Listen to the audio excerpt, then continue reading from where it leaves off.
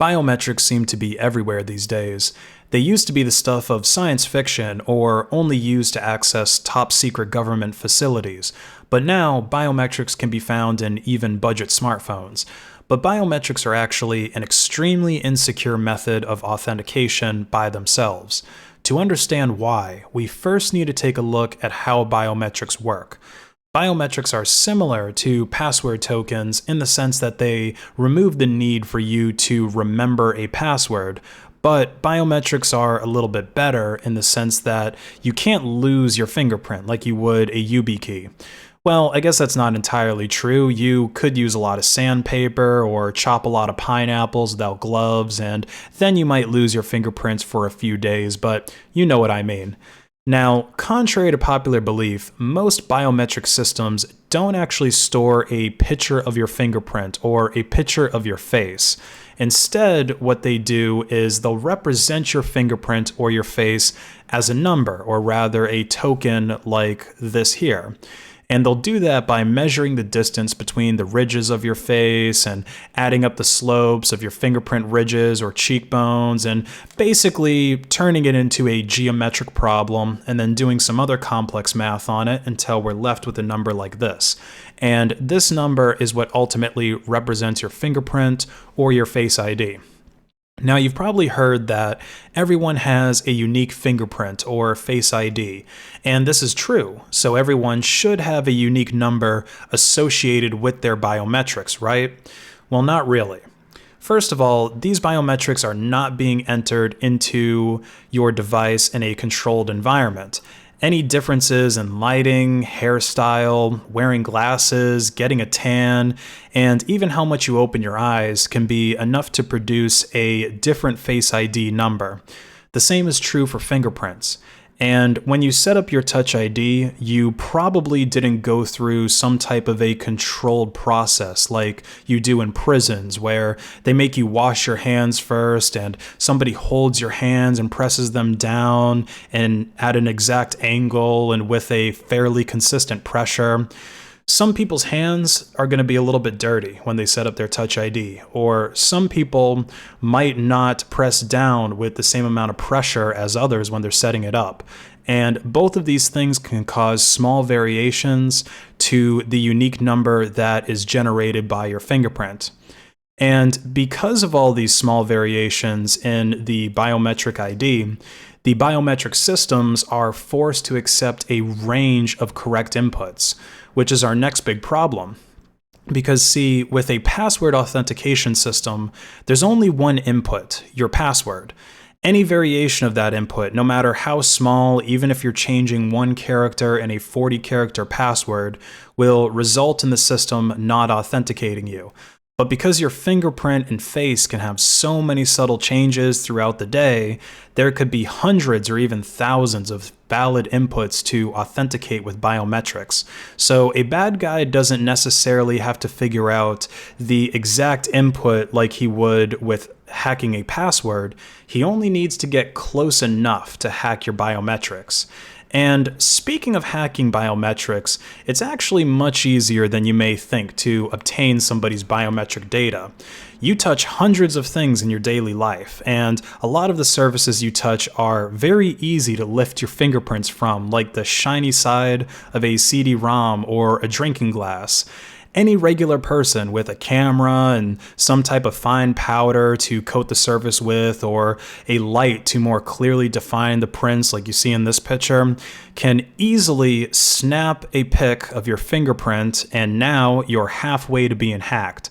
Because it's just a matter of time for them to reproduce your fingerprint on a digital printout or a piece of ballistics gel, which has been demonstrated to fool enterprise-grade fingerprint scanners quite recently, and then they can use that to get into whatever it is that you're trying to keep them out of. And in some cases, the bad guys don't even need to dust your prints. A German computer scientist demonstrated in 2014 that he was able to get the fingerprints of Germany's Secretary of Defense from a high-resolution press photo that was publicly available in the newspaper. So think for a moment. If you use Instagram, Facebook, or any other type of social media, how many pictures of your fingerprints exist out there on the internet, waiting to be used by a hacker, taken with very high resolution photos that we all have on our smartphones that anybody can easily lift the fingerprints from and then use it to do something malicious? Now, the next issue with biometrics is the amount of access that they give. As I discussed in my password manager video, you can use an unlimited number of different passwords to authenticate to different services, and this makes your online life exponentially more secure. But biometrics have the same issue as using the same password everywhere in your online life. We know that if you use the same password for your bank on some random website with bad security, it probably won't be long after that website is hacked that you start seeing strange withdrawals from your bank account. But you only have one set of fingerprints, and you only have one face, so it's impossible to use a wide range of different biometric authentications like we can with passwords in a password manager. And if your fingerprint is compromised, it's impossible to change it like you can with a password. And the final issue, and probably the biggest one in my opinion, is a legal one. You see, in most places, the police or some other government entity can force you to unlock your device through forcibly putting your finger to the device or forcing you to unlock it with Face ID. And even if they didn't force you, they could easily unlock it since police will take your fingerprints at the jail anyway. But it is impossible for the government to access your device if it is secured with a strong password. All Americans have a Fifth Amendment right, aka the right to remain silent, which means you also do not have to provide any verbal or written testimony that could incriminate you, and this includes giving a password.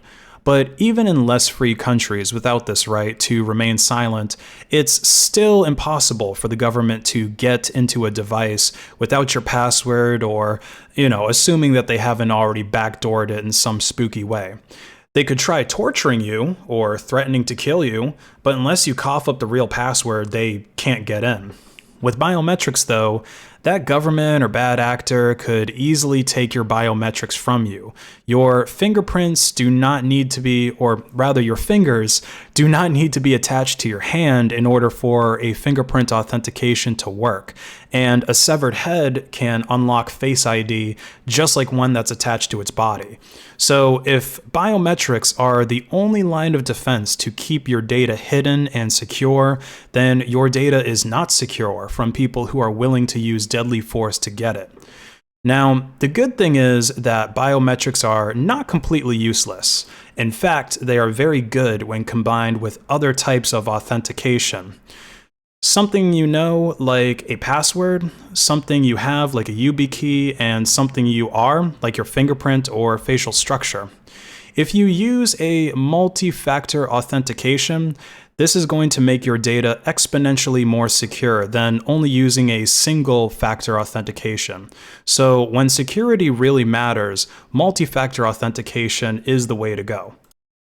And if you find yourself in a situation where you are not able to combine multiple factors of authentication, then it's best to set a really strong password and then store it inside of a password manager, or actually remember it and then use that password. I've seen so many people in my past IT jobs use 4-digit pins to secure their devices. And these 4-digit pins are very easy to guess since they tend to be a person's birthday, year of birth, or the birthday of someone close to them. So strong passwords will probably always be the most secure type of authentication, at least until DNA-based biometrics become a little bit more sophisticated and more commonplace for regular people to use. So that's it for this one, guys. I hope you liked the video. Be sure to like it and share it, subscribe for more, and let me know in the comments down below. What do you think about biometric authentication? Do you think it's secure? Do you use it a lot? Or do you not trust it and you always want to stick to using a strong password to secure your devices instead?